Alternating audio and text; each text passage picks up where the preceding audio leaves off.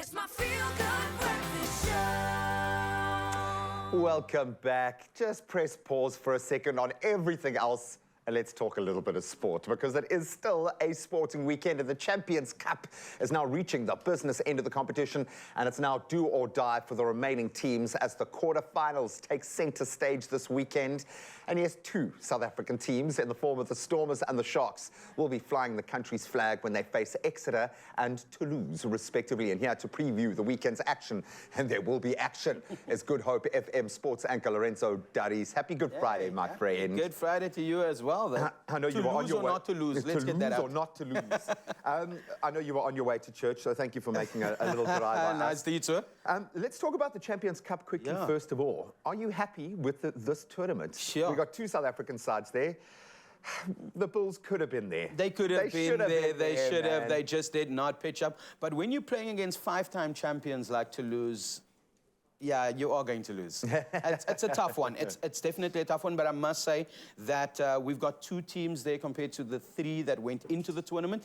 We at least had all three in the knockout stages, and a lot of people did not expect us to make it all the way. They were like, South Africans, new to the tournament. You guys are not used to this side. Yeah, Northern Hemisphere. You haven't played against these teams. You've played against Super Rugby teams, but you haven't played against the like of the French and the English, as well as the Irish. It's these international composite teams that I think we've had to wrap our heads around, which is great for the South African rugby ecosystem. Definitely, yeah.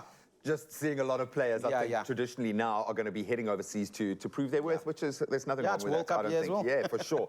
And that's what I wanted to hone in on. Let's talk about a World Cup winning team in the form of a provincial outfit, the Stormers. Yeah. And they had to prove it against the Harlequins last weekend. A tough surge at the end there to make it across. And that can be a good or a bad thing. Let's talk about the good. How much positive would they have taken out of that performance? Let's look at that game firstly, though. Herschel Yankees playing so phenomenal.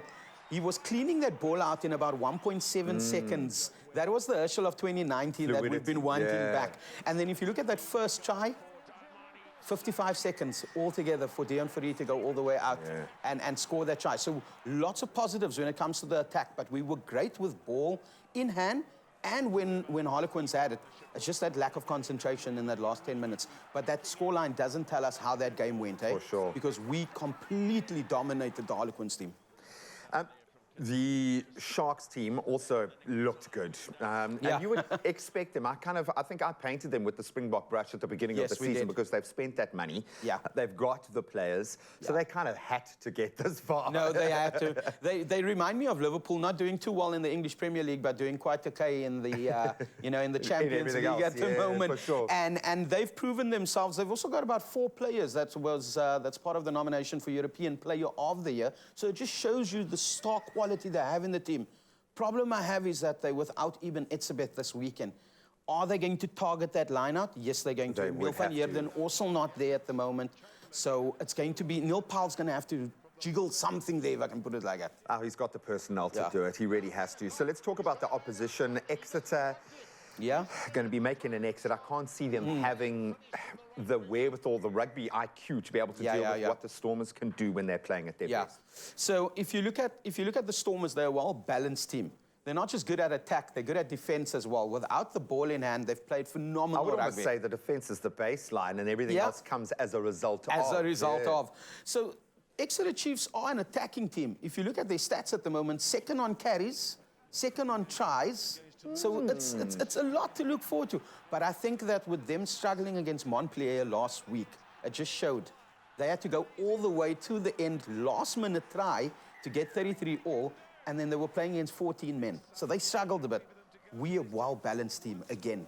So I think John Dobson has something going on there at the moment, and the Exeter coach has pinned us as the favorites.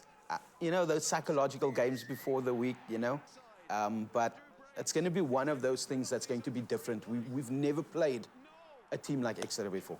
There are so many questions, and we love the fact that these questions are being asked in the build-up to a World Cup. To circle back to what you said when we opened this discussion, what does this mean for SA going into the World Cup? How do you feel in your heart of hearts? Because I wasn't, admittedly, feeling like we were ready. It felt like it was just coming a year too soon, if that makes any sense, which I know we're That's not the allowed to Irish. choose. Let's leave it for the Irish. They're the Exactly, ones that peak a maybe. year before the time and never make it to the semis. So. But gee whiz, if you have to look at the Stormers as being kind of, again, to use that term, the baseline of where South African rugby is, we're looking good. Yeah, man. we are looking phenomenal. If you look at the URC stats that we have at the moment, our players are in the top 5. Even Joseph Dweba. Top 3 boy. when it comes to lineouts, and people are like, oh, he's not performing well. He is. We've still got someone like Nama Kaba that's still on top when it comes to the amount of carries in a game as well with minutes. So the thing is, our boys are doing phenomenal. Steps and now, there you go. And I was just about to get to that, is that as you have someone like, you know, that's playing in, like Andre Pollard. You've also got Mani Lebok that's just knocking on the door at the moment. You've got Evan Roos that's coming back again. You've got Hashiva Diamani that's doing These guys are phenomenal kicking at the the door moment. down, never mind knocking. Yeah. Dion Fourie coming out all the way and showing and telling them at 38 years old, I still deserve to be in the team. Yeah. Maybe 37. I hope I'm not going to get in trouble with Yeah, Dion. he'll come He's for going to you. tackle. He's going to come for me.